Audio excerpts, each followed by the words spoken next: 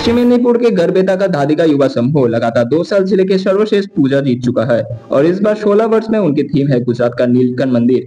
खास आकर्षण वाराणसी से आए साधु संतों द्वारा हर शाम 7 से 11 बजे तक गंगा आरती। पंडाल में दिखेंगे नीलकंठ शिव का अद्भुत रूप, बहते झरनों के बीच से होता हुआ भव्य प्रवेश द्वार, लाखों श्रद्धालुओं की भीड़, 45 लाख का बजट और अनोखी सजावट। दादी का युवा समूह एक बार फिर तैयार है विश्व बंगाल शारद सम्मान जीतने के दौड़ में। This program is sponsored by Adir Bharat Limited. মূলত কি আকর্ষণ থাকবে এই পুজোর মধ্যে? এই পুজো এবছরের বিশেষ আকর্ষণ থাকছে গঙ্গা আরতি। আপনারা বেনারসে যেরকম দেখেন যে গঙ্গা আরতি হচ্ছে, ওইখানে যে একটি টিম আমরা নিয়ে আসছি। প্রত্যেক দিনই সন্ধ্যের থেকে রাত্রি 11টা পর্যন্ত গঙ্গা আরতি হবে, এবং সেটা লাইভ সব দর্শকই উপভোগ করতে পারবেন। এই গঙ্গা আরতিটা করবেন কারা? গঙ্গা আরতিটা ওই বেনারস থেকে একজন টিম আনা হচ্ছে, ওনারা থাকবেন গঙ্গা আরতি করার জন্য। কি কি থিম থাকছে এর মধ্যে? এর মধ্যে থাকছে আপনার আদিকা কিন্তু প্রত্যেক বছর উপহার দেয় দর্শকদের জন্য। এই বছর কি উপহার রাখছেন আপনি? এবছর আমরা রাখছি নীলকণ্ঠ ধাম। এটা গুজরাটে অবস্থিত, সেই আদলেই মন্দির তৈরি করা হচ্ছে। আমরা প্রত্যেক বছরই মানুষকে নতুন নতুন কোনো জিনিস উপহার দিয়ে থাকি প্যান্ডেলে। এবছর আমরা এটা নিয়ে এসেছি।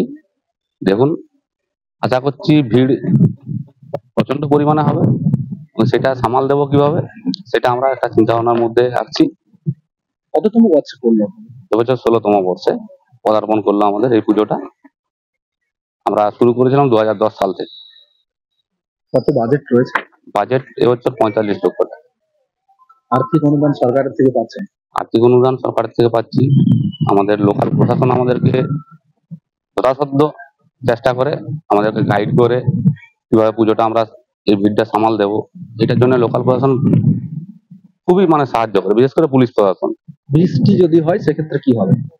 এখন দেখুন, আবহাওয়ার এই খামখেয়ালিপনা চলছে। এবছর বর্ষার যা পরিস্থিতি সবই বুঝতে পারছেন, প্রত্যেক দিনই বৃষ্টি হচ্ছে। এখন প্রকৃতির উপরে তো হাত নেই কারো, প্রকৃতির যদি বৃষ্টি নামায় সেক্ষেত্রে আমাদের একটু ভিড় সামালতে কষ্ট হবে, এটাই। শ্যামাপ্রসাদ মল্লিক। আপনাদের এই ধাদিকার পুজো থিম এবার কি রেখেছেন? আমরা নীলকণ্ঠ মন্দির টাইপের একটা থিম রেখেছি, যেটা আপনার গুজরাটে যেটা নীলকণ্ঠ মন্দির আছে সে আদলেই চেষ্টা করছি করার। কত টাকার বাজেট রয়েছে? 45 লক্ষ টাকার বাজেট। কাজ কতদিন শুরু চলছে? জুন মাস থেকে ধরুন, আমাদের খুঁটি পূজা হয়েছে সম্ভবত 16ই জুন। 16 জুন থেকেই খুঁটি পূজার পর থেকেই প্যান্ডেল কাজ শুরু হয়েছে। মূলত প্যান্ডেলটা কি কি দিয়ে বানানো হচ্ছে? প্যান্ডেল বানানো হচ্ছে আমরা হয়তো বাঁশ বাটাম যেটা লাগে, তাছাড়া প্লাই আছে, ফোম আছে, তারপর নানা রকম মূর্তি যেগুলো হয়, প্লাস্টার অফ প্যারিসের যে মূর্তি, সেই সব নানা রকম আদলের মূর্তি, সেই সব দিয়ে বানানো হচ্ছে আর কি। দর্শকদের ভিড় কতটা? প্রচুর প্রচুর প্রচুর ভিড় আশা করেছি।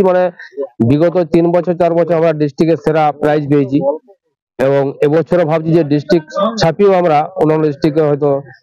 আপনাদের পুজো কততম বর্ষে পড়লো এবং কি থিম রাখছেন? আমাদের পুজো এবছর 16তম বর্ষে পড়েছে। আমরা থিম রেখেছি গুজরাটের নীলকণ্ঠ ধাম, মহাদেবের উপর ডিপেন্ড করে।